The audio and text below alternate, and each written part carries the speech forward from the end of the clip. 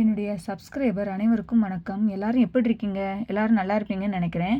இன்னைக்கு நம்ம என்ன பதிவில் பார்க்க போறோம்னா, மரங்களின் தாய் என அழைக்கப்படும் சாலுமரத திமாக்கா அவர்களின் வாழ்க்கை வரலாறு தான் பார்க்க போறோம். நம்ம சேனலை முதலா பார்க்குறீங்கன்னா, நம்ம சேனலுக்கு சப்போர்ட் பண்ணிட்டு லைக் பண்ணிட்டு போங்க. வாங்க வீடியோக்குள்ளே போகலாம். சாலுமரத திம்மக்கா 1911 2025 கர்நாடகாவை சேர்ந்த புகழ்பெற்ற சுற்றுச்சூழல் ஆர்வலர் ஆவார். குழந்தையில்லை என்ற குறையை போக்க கணவர் சிக்கையாவுடன் இணைந்து ஹூலிக்கல் குதூர் சாலையில் 4.5 கிலோமீட்டர் தூரத்திற்கு 385க்கும் மேற்பட்ட ஆலமரங்களை நட்டு தன் குழந்தை போல பராமரித்து வளர்த்தார்.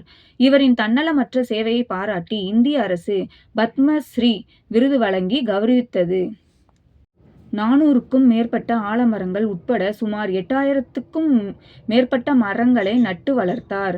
அந்த மரங்களுக்கு நடுவே 4.5 கிலோமீட்டர் பசுமை சாலையை உருவாக்கினார். மரங்களின் தாய் என்று அழைக்கப்படும் இவர் 114 வயதில் நவம்பர் 14, 2025 அன்று காலமானார்.